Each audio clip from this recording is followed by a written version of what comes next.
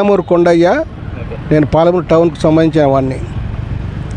పోతే ఇప్పుడు మన ముందున్న సమస్య ఏముందంటే ఎస్సీ కార్పొరేషన్ భూములు కేవలం ఎస్సీ కార్పొరేషన్ వాళ్ళే ఎస్సీలకు కేటాయించిన జీవనోపాధి కోసం కేటాయించిన భూమిని ఎస్సీలకే పరిమితం చేయాలని ఒక నిబంధన మనకు జీవో ప్రకారం ఉన్నది.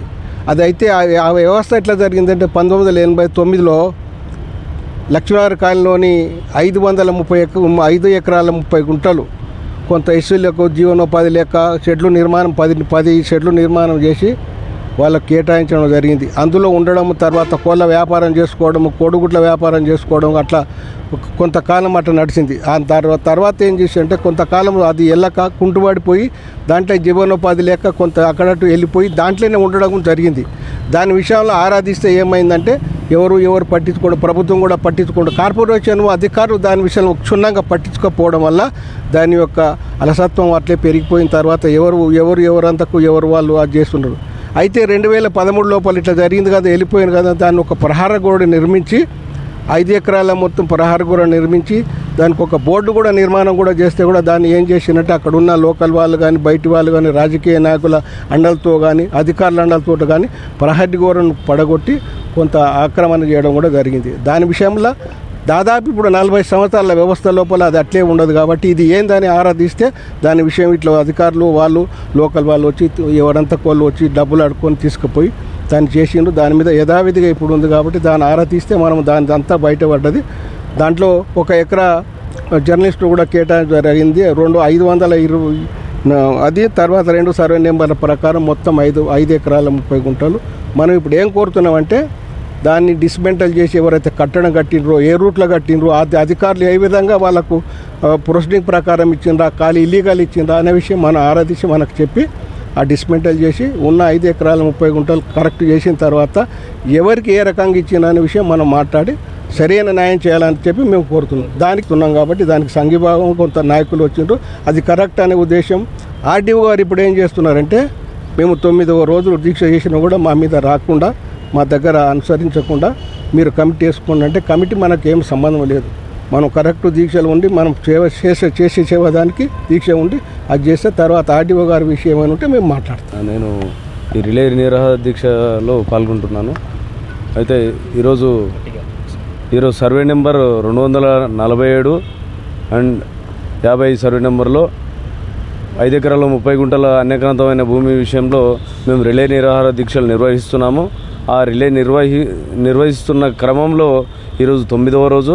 అయితే రెవెన్యూ జిల్లా ఉన్నతాధికారులు కూడా కమిటీల పేరుతో కాలయాపన చేయడం అనేది సబబు కాదు. మేము అధికారులు చేయాల్సిన పని మేము చేస్తున్నాము, మీరు అధికారులు ఏం చేస్తున్నారు? కమిటీల పేరుతో కాలయాపన చేస్తున్నారు. కమిటీలు ఎవరికి న్యాయం చేసినాయి? ఇంతవరకు చేసిన కమిటీలు కాదు మాకు కావాల్సింది ఏదైతే ఆక్రమణ జరిగిందో ఆ భూమిని, ఆ కట్టడాలను తొలగించి మాకు యథావిధిగా 2008లో జరిగిన సర్వే ఏ విధంగా ఉందో ప్రహరీ కూడా నిర్మించినరో ఆ విధంగానే మాకు కావాలి. అప్పటి వరకు మా దీక్ష కొనసాగుతుంది.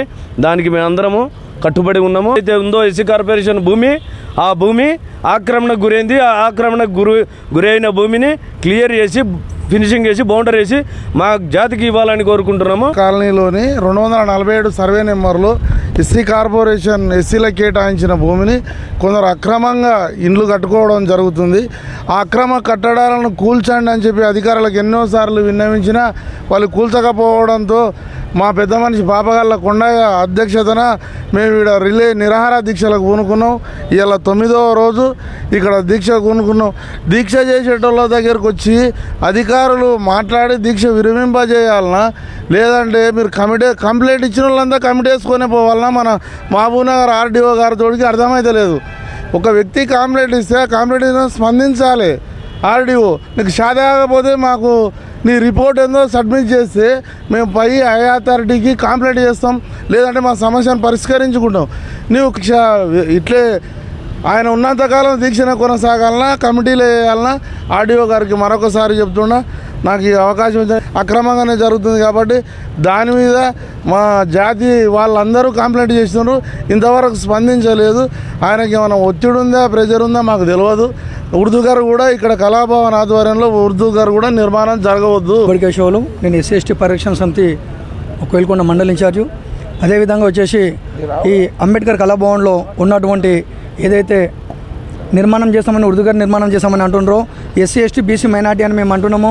మైనార్టీలు వచ్చి మా పక్కన ఉండి 400 గజాల భూమి ఏదైతే ఉందో వాళ్ళ 400 గజాలకు మాత్రమే మేము ఇల్లు కట్టుకుంటాం, మాకు ఉర్దూగారు కావాలని వాళ్ళు అంటున్నారు. దయచేసి మేము కళాభవన్లోనే ఉన్నదా మీకు జాగా, మీకు చాలా కూడా భూమి ఉన్నది, వాక్బోర్డు మీద మీకు ఎన్నో ఎకరాలు ఉన్నది, మాకున్న ఒక ఏకైక కళాభవన్ కాబట్టి ఈ కళాభవన్ నుంచి ఉర్దూగారును రద్దు చేసి కళాభవనే ముద్దు అంటని చెప్పి మేము 9 రోజులుగా ఇక్కడ నిరాహార దీక్ష చేస్తూ ఉంటున్నంటే అందరూ కూడా మాకు సంఘీభావం తెలిపినరు.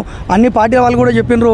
గత ప్రభుత్వాలు కూడా మాకు అన్యాయం చేసినవి, ఇప్పుడున్న ప్రభుత్వమైనా మాకు అనుకూలంగా న్యాయం చేయగలరని చెప్పి ఎమ్మెల్యే గారిని కానీ అదేవిధంగా అధికార పార్టీకి నాయకులను కానీ అధికారులను కానీ అందరిని కూడా మేము కోరుకుంటూ ఉన్నాం.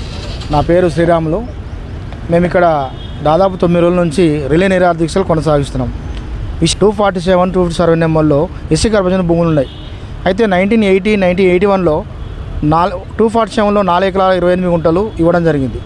దాంట్లో ఏమంటారు అంటే 1 ఎకరా విలేకరులకు ఇచ్చారని చెప్పడం జరుగుతుంది. అయితే మిగతా 3 ఎకరాల 28 గుంటల భూమి, దానితో పాటుగా 250 నెంబర్లో ఒక 2 ఎకరాల 2 గుంటల భూమి, మొత్తం 5.5 ఎకరాల భూమి అక్కడ ఉన్నది. ఆ 5.5 ఎకరాల భూమిలో కొంతమంది ఎవరైతే వికలాంగులు ఉన్నారో వాళ్ళకి 12 మంది వికలాంగులకు, మిగతా వాళ్ళకి ఒక 7 మంది కలిపి 19 మందికి అక్కడ ఉపాధి కోసం అని చెప్పి కోళ్ళ షెడ్ నిర్మించడం జరిగింది. దాని తర్వాత అక్కడ భూములు 250 నెంబర్లు మొత్తం ఎంత ల్యాండ్ ఉంది, ఆ ఉన్న ల్యాండ్ను మొత్తాన్ని గవర్నమెంట్ వాళ్ళు సర్వే చేయించి దాన్ని హద్దులు పెట్టి మా భూమిని మాకు కాపాడి ఎవరైతే అక్రమంగా నిర్మాణం చేసుకుంటారో తప్పుడు దురుపయోగాలు తీసుకుంటున్నారో వాళ్ళని ఖాళీ చేసి వెళ్ళిపోమని చెప్తున్నాం. ఆ స్థలం ఏంటంటే మా ఎస్సీ కమ్యూనిటీకి సంబంధించిన విద్యా సెంటర్ల కోసమో స్టడీ సెంటర్ల కోసం ఉపయోగపడాలనే ఉద్దేశంతో ఇక్కడ మేము ధర్నా చేస్తున్నాం. మేము ఈ సంఘాన్ని కూడా ఒక్క సంఘం కాకుండా అందరూ కూడా కలిసి రావాలని చెప్తున్నాం. కొంతమంది రాలేకపోతుండ్రు. మేము అందరికీ వినియోగిస్తున్నాం ఏంటంటే దళిత సంఘాలు అందరూ ఐక్యత రావాలని చెప్తున్నాం. వాళ్ళు కొందరు ఏం చేస్తున్నారంటే మీకు ధర్నా చేస్తుంటే చూస్తూ వెళ్తున్నారు మా నాయకులు. మేము పోయి లెటర్లు ఇస్తామని చెప్పి ఆఫీసులో పని పోతున్నాం. అక్కడ వాళ్ళకి కావాల్సింది సమస్య ఎక్కడ ఉందో మనందరం ఒక్కదానికి వస్తే బాగుంటుంది. వాళ్ళు దూరం ఉండి సమస్యల మీద పోరాటం చేయకుండా ఎక్కడ ఉండి మేము వస్తామని చెప్తుంటారు. నిన్న మేము ఆర్డీఓ గారిని కలవడం జరిగింది. దీని విషయంలో ఆర్డీఓ గారు ఒకటి ఏం చెప్తున్నారంటే మీరు కమిటీ వేసుకోవడం చెప్తున్నాం. మేము ఏమన్నామంటే సమస్య గురించి ఎవరైతే ముందుండో మేము సమస్య గురించి వచ్చిందో మాతో మాట్లాడి సమస్య మీద మీరు ముందరికి వెళ్ళండి, కానీ కమిటీలు వేయండి ఆ సంఘం వాళ్ళు ఈ సంఘం అంటే కొందరు వస్తారు రారు, ఎందుకంటే వాళ్ళకి అవసరం ముందు లేదు. మాకు అవన్నీ ఉద్దేశం కాదు. మాకు సమస్య పరిష్కారం మీరు ఏం నిర్ణయం తీసుకుంటారో మాకు దాన్ని పరిష్కరించే వరకు మేము అక్కడ నుంచి దీక్ష విరమించమని చెప్పడం కూడా జరిగింది. అంబేద్కర్ కళాభవన్లో ఉర్దూగా నిర్మాణం అని కొత్త నిర్ణయం తీసుకొచ్చాను. అక్కడ ఉన్న 450 గజాలు కడతామని చెప్పారు. అది 450 గజాలు గతం ఇచ్చినా లేదా మాకు వాస్తవం తెలియదు. కాకపోతే మేము ఏమంటాం అంటే ఎన్నో స్థలాలు వాళ్ళకు ఉన్నాయి. మహబూబ్నగర్ జిల్లా కేంద్రం ఈ యొక్క ఇసులకు ఇచ్చిన స్థలానికి ఆక్రమించుకోవడం అవసరమే ఉన్నది. మీరు కావాలనుకుంటే వేరే దగ్గర కట్టుకోమని చెప్తున్నాం. దానికి కొంతమంది రాజకీయం చేస్తూ మేము కడతామని చెప్తున్నాం, జబర్దస్త్ చేసి కడతామంటే అది తప్పని చెప్పినాం.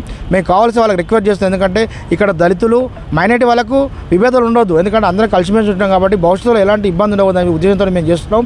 దానికి ప్రభుత్వం వాళ్ళు కూడా సహకరిస్తున్నారు. నాయకులు కొందరు మైనారిటీ సోదరులు కూడా తప్పుదో పట్టిస్తున్నారు కాబట్టి వాళ్ళు కూడా అవసరం అంటే వాళ్ళు మేము అడుగుతాం, మా స్థలాన్ని మాకు వదిలేసి పోవాలని అంటున్నాం. కాబట్టి మేము ప్రేమతో అడుగుతున్నాం, దయచేసి ఇక్కడ నిర్మాణం కట్టకుండా అంబేద్కర్ కళాభవన్ స్థలం వదిలేసిపోవాలని చెప్పి మేము వాళ్ళు రిక్వెస్ట్ చేస్తున్నాం.